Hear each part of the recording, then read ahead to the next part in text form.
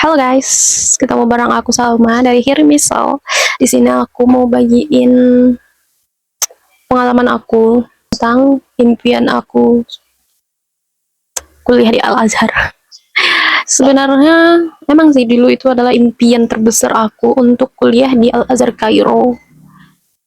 Tapi semakin aku dewasa, semakin aku besar, habis itu masuk SMA dan aku merasa bahasa Arab bukan passion aku gitu ya. Ini kok deket lagi kameranya. Jadi sebelum itu aku memang kayak merasa that is my passion gitu ya, jadi itu banget menurut aku. eh, aku pengen banget gitu kuliah di Al Azhar. Nah, tapi ketika aku masuk SMA aku merasa bukan, kayaknya aku nggak bisa deh bahasa Arab, merasa kayak bahasa Arab kayaknya susah banget. Ini aja nilainya aja masih kayaknya ada berapa yang di bawah rata-rata gitu ya, maksudnya aku tuh nggak pinter-pinter banget gitu ya, kayak kayaknya nilai aku nggak bisa diperjuangkan untuk masuk Al Azhar. Dan kebetulan aku suka matematika, suka ekonomi, dan aku berpikir untuk masuk salah satu jurusan itu ketika kuliah gitu.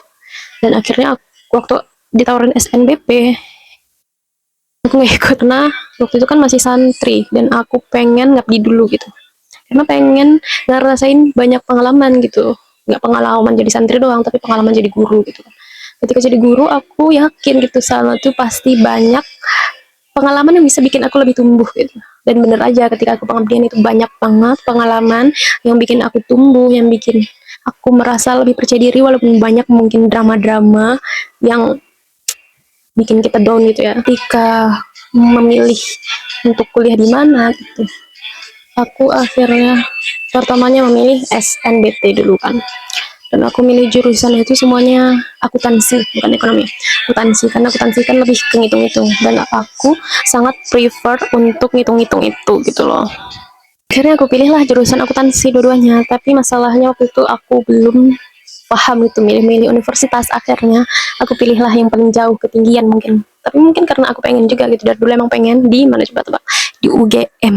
Bisa bayangkan? Maksudnya jauh banget gitu, universitasnya harus ke UGM, udah tahu nilainya udah pas-pasan. Tapi kalau matematika masih bisa diusahakan menurutku ya. Aku milih jurusan akuntansi tiga-tiganya itu, dan aku ikut SNBT. Oke, berarti aku ikut UTBK dulu kan, dan di situ aku belajar dan tahu apa nilai yang kecil ya matematika. Ternyata aku belum bisa masuk. Akhirnya teman-teman aku lulus, ada mungkin beberapa juga yang nggak lulus, tapi di situ aku termasuk yang nggak lulus gitu kan, kayak pas momen.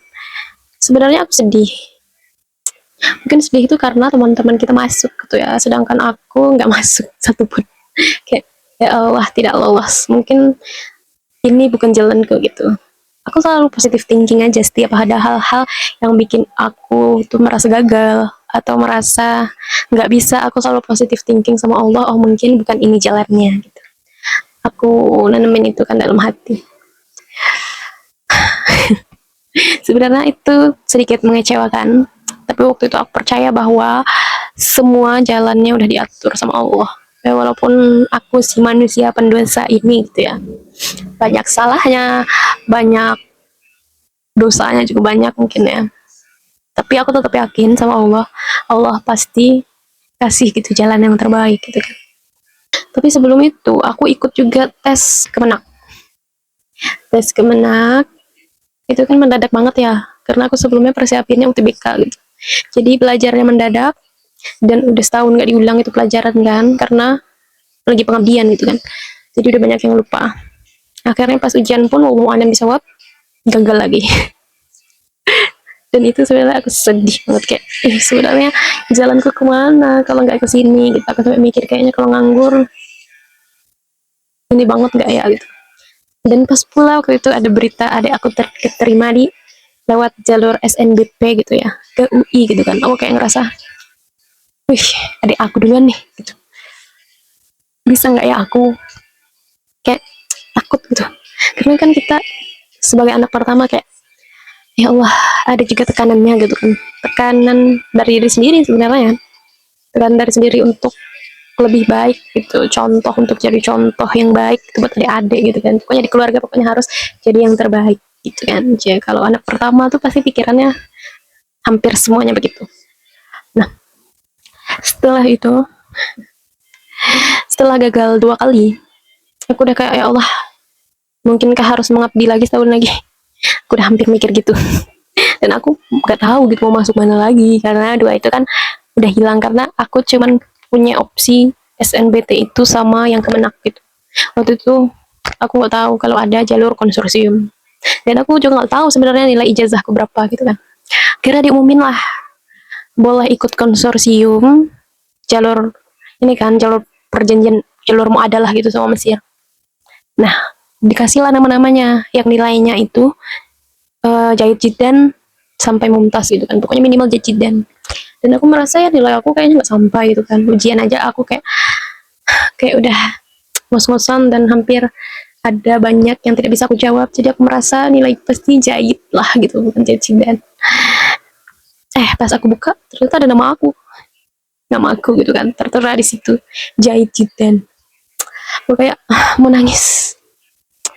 Dan akhirnya aku daftar, belum daftar sih, cuman diumumin doang kan yang bisa ikut konsorsium. Dan bilangnya itu katanya kemungkinan akhir tahun bakal pergi, akhir tahun 2024 kemarin. Ya udah, iya, dan aku udah selesai ngabdi kan, udah aku selesai ngabdinya, selesai. Dan aku ambil itu konsorsium. Ternyata bukan akhir 2024, awal 2025. Aku baru dibuka pendaftarannya, baru dibuka gitu, bayangin setengah tahun aku menganggur dan baru ada kabar baik di awal tahun. Kayak sebenarnya aku sedih gitu kan, kayak diterontarkan, tapi ternyata Allah kasih jalan lagi, katanya udah lewat sini aja gitu ya istilahnya. Akhirnya aku ikut itu kan, sampai sekarang ini sedang proses bikin visa, tinggal nunggu keberangkatan karena kemarin udah habis ikut tahdid mustawa juga. Jadi kayak ya Allah, alhamdulillah gitu, ya Allah, bismillah, ini jalan yang terbaik untuk aku, walaupun sebenarnya aku takut karena kalau di Al Azhar itu kan dia ujiannya yang menakutkan, karena ketika kita gagal ujian kita akan ngulang setahun, dan aku takut. Walaupun karena nilai aku di pondok ya pas-pasan itu gitu kan, aku takut nilai pas di Al Azhar nanti nggak sampai gitu sebenarnya. Tapi aku selalu bilang bismillah, semoga jalannya ini yang terbaik, semoga ini yang terbaik, ini yang bisa bikin aku lebih baik lagi gitu. Nah, memang ini jalan yang pas gitu buat aku. Jadi itu pengalaman aku ketika aku sangat bingung untuk melanjutkan kemana pendidikanku ini. Dan akhirnya aku menganggur setahun di rumah, tapi setengah tahun pokoknya aku nganggur, nggak ngapa-ngapain. Di awal 2025 baru aku ditawarin ngajar TPQ gitu. Nah, bayangkan aja aku menganggur selama itu, kayak yang biasanya padat banget ya di pondok, pas pengabdian juga padat, walaupun adalah santai-santainya, tapi lumayan banyak kegiatan yang harus diurus. Dan di rumah kosong gitu ya. Kayak sangat bertolak belakang. Ya, begitulah ceritanya. Ya, pokoknya kalau kalian gagal dalam suatu hal, atau misal hal-hal yang kalian udah rencanakan, udah impikan, aku harap kalian gak terlalu kecewa, karena Allah bakal kasih gantinya, mungkin yang lebih baik, atau mungkin diganti yang sama tapi di waktu yang lain gitu. Karena Allah selalu dengar doa hamba-hambanya. Jangan pernah berhenti berdoa, jangan pernah berhenti ibadah, minta yang terbaik sama Allah, karena apapun yang terjadi, apapun nanti yang akan menimpa kita di suatu hari nanti, kita cuman perlu berdoa sama Allah, semoga ini yang terbaik. Kecewalah karena kita terlalu berharap sama sesuatu itu gitu. Karena aku ngerasain betapa mungkin diujinya kesabaran, itu mungkin karena dosa kita yang terlalu banyak sehingga mimpi kita tertunda, atau mungkin karena memang Allah sayang aja, tahu bahwa kita belum waktunya untuk pergi. Intinya semangat terus, dimanapun kalian berada, kemanapun kalian mau pergi, kemanapun impian kalian, semoga kalian bisa mengusahakannya. Itu aja, see you.